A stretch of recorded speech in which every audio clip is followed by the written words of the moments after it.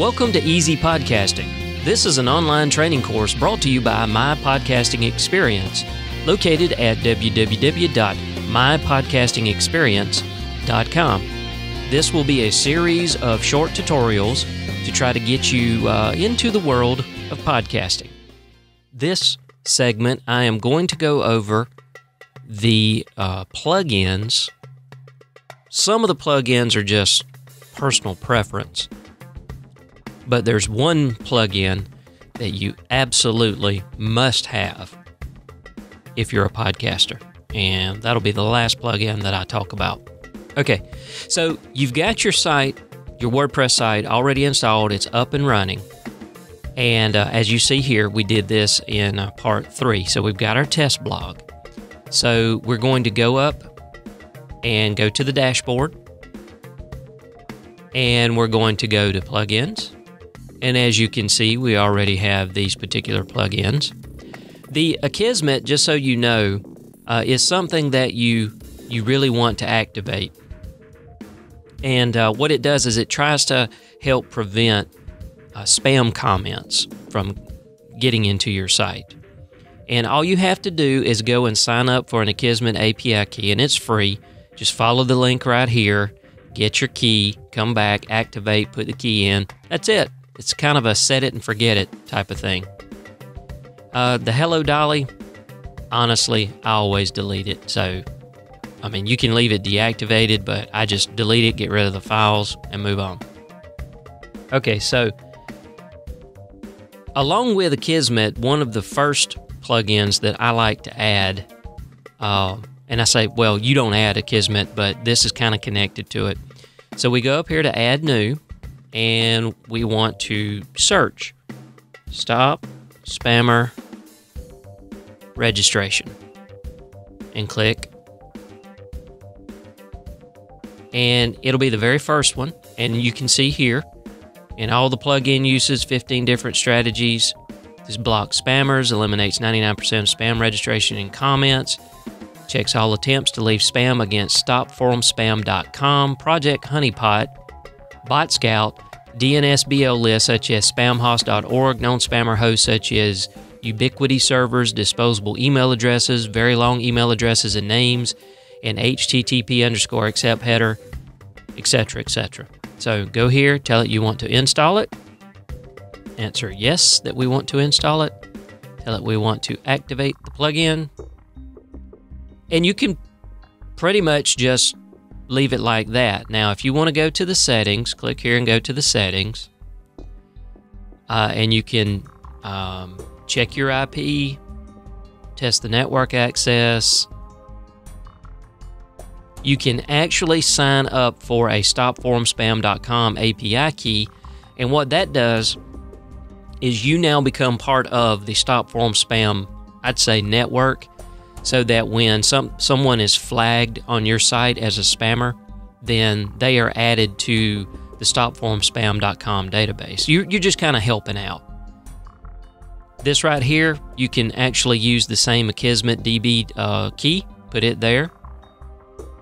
As it states here, you don't actually have to have the Akismet plugin enabled. You can leave it disabled and use the key that you generated for it, but I run them both. And I'm not going to go into in-depth, just leave a lot of this set up the way it is. This has been a very good plugin for me. Matter of fact, I have one blog site, I believe, that I don't actually have this running on, and in the last 2 weeks, I have been getting registration after registration after registration, and I can tell that they are that they're spam registrations. You can generally tell by just looking at the email address. Okay, so that's the first one that I would recommend. The second one, it's already installed. If you went through the quick install, or at least the HostGator quick install, is Jetpack.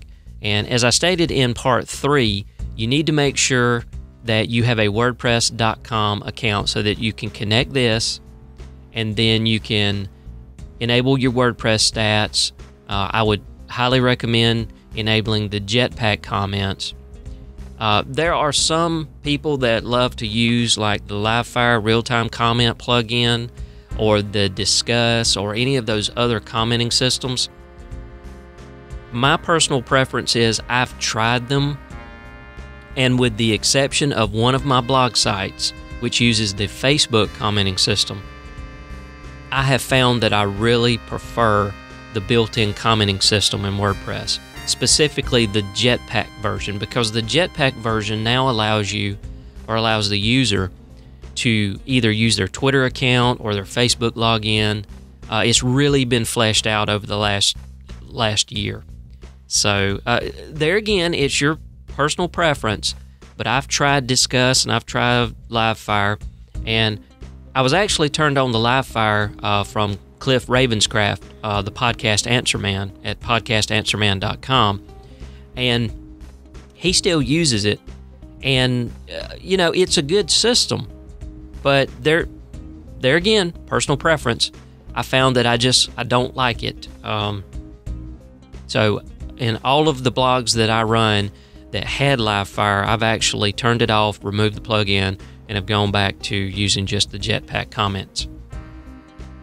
Okay, so that's two. Like I said, if your hosting provider does like the quick install segment of HostGator, Jetpack will already be installed, so you won't have to install it. But if it's not there, just go into, like we did before, go to Plugins, go to Add New, and then type in Jetpack, and there you go. It'll be the first one, Jetpack by WordPress.com. See, it already says I have it installed. Okay, the next one, and this one is really important, is called Pretty Link Lite. Pretty Link Lite, not like. So we'll install this. Now, what this allows you to do, let's say you have an affiliate, or you have a particular post or podcast. A lot of podcasters will number their shows. This is episode 25, or this is episode 26, or what have you. And depending on how you set up the way WordPress works, like going into settings and going into permalinks, it defaults to, like here, stuffwewant.southgeek.me/WordPress, the year, the month, the date, sample post. A lot of times I just change it to the post. Anyway, what that means is whenever you create a post, when that link will be, like in this example, stuffwewant.southgeek.me/WordPress/name of the post. Well, sometimes that's just hard for people to remember. So what Pretty Link Lite allows you to do is you can create a short link. But anyway, we go to Add New Link, and like I said, it allows you to create a pretty link. So let's say the target URL was stuffwewant.southgeek.me/WordPress/my first podcast episode. Well, that's going to be difficult for people to remember.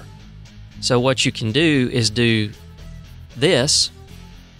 Give it a title if you want to, but it'll pick the title up from the target URL. And now, once you save that, people will actually be able to go to stuffwewant.southgeek.me/WordPress/01. And, in our example, it's still a little bit long, but, if I didn't have the WordPress, it would be, let's say, ramble and review. www.southgeek.me/36 or 54 or 63.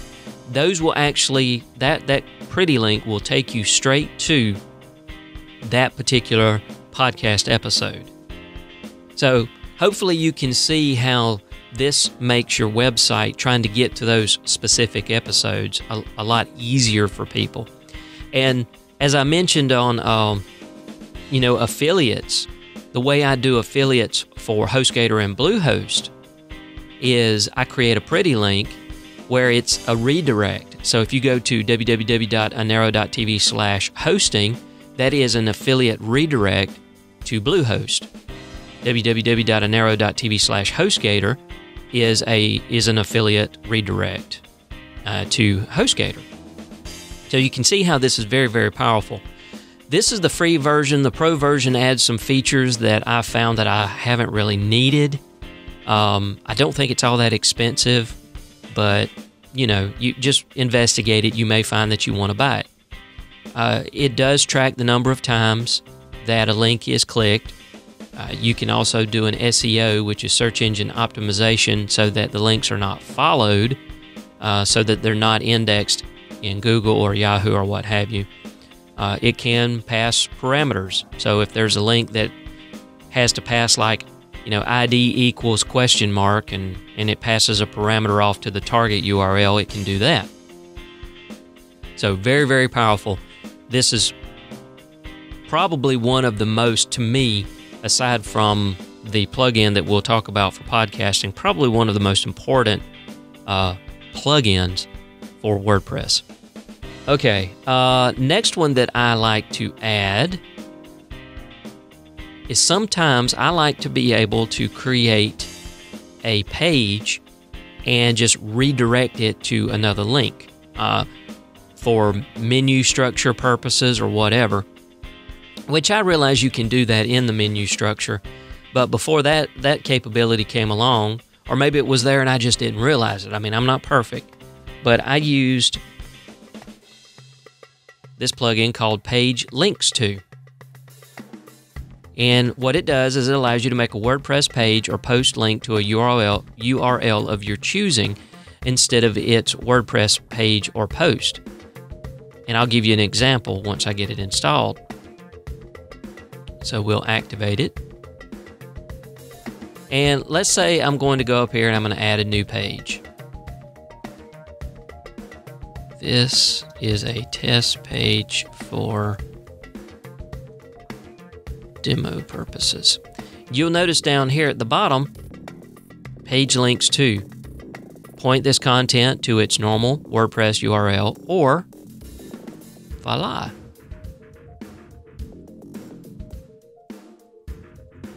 And you can actually click here and tell it that you want to open a new window when you do it. So we publish this page, and let's see, I believe it will automatically, yes, it'll throw this up here, and you see that it's going to open another window, and it's actually going to take us to the SouthGeek site. Okay? So it's kind of a handy plugin. You can do something very similar by going in and going to the menu section, which is not enabled by default. Create a menu, and then you can drag and drop all the stuff out so that you can customize your menu.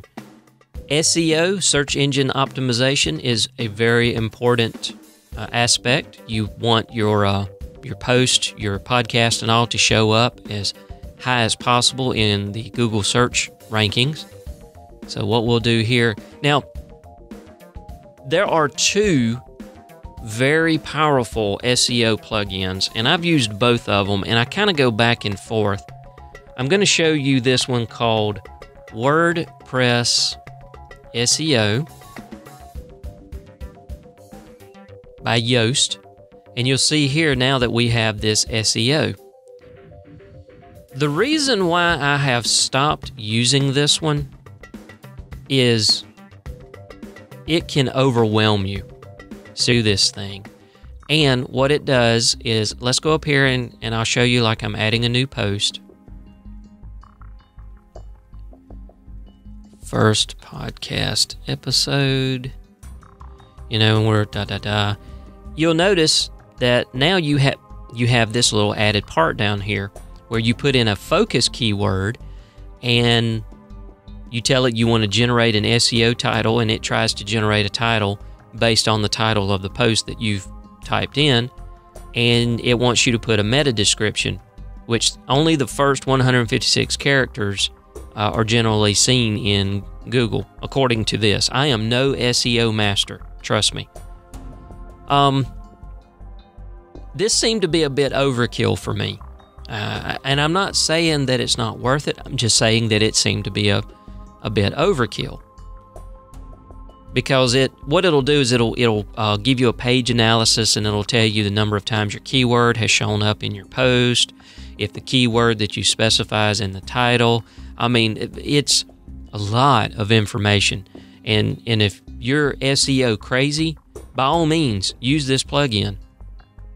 It may help rank your site a lot better otherwise. But I'm going to go up here and I'm going to disable this one for right now. And I'm going to show you the one that I have started using. So type in all-in-one SEO pack, and it'll show up at the top. And I've noticed that you'll need to actually type all-in-one SEO pack, because I've tried all-in-one SEO and just all-in-one. It's very, very difficult to find. So we'll install it, and it'll tell you up here, all-in-one SEO pack must be configured. So we'll go to the admin page, and you essentially just enable it, put what the home title is, a description, keywords that are separated by a comma. Some examples I've seen have changed this to where they don't like the pipe symbol separating the post title, page title. I'm fine with that. I actually like the pipe symbol. You can also put your Google Analytics ID in here to help get your analysis, your Google Analytics accurately updated. And you can go through and do pages that you want to exclude, additional stuff. But you can see how it's a lot easier as far as the setup. So we'll update the options, and I'll show you how it looks when you go to add a new. First, if I can spell, podcast episode. Now, title, description, keywords. Now, you don't have to put keywords here if you actually put tags over here, because it actually uses the tags that you put over here as the keywords. And then if you create your post, you publish it, and you actually view the source, you will see these tags as keywords in the source, which is another element that is used by Google and other search engines to index your site. So maybe not quite as powerful as the WordPress SEO plugin, but I found that especially when you're developing your post for your podcast, and you're doing extensive show notes, and then you have that gargantuan section below it for SEO, it's just daunting. So I really, really like this. And finally, the plugin that is going to do the heavy lifting, and that is PowerPress. PowerPress, Blueberry PowerPress podcasting plugin. That'll be a lip twister. Every podcaster that is using WordPress will need this plugin. And now you can see, after searching for PowerPress and installing it and activating it, we have PowerPress right here.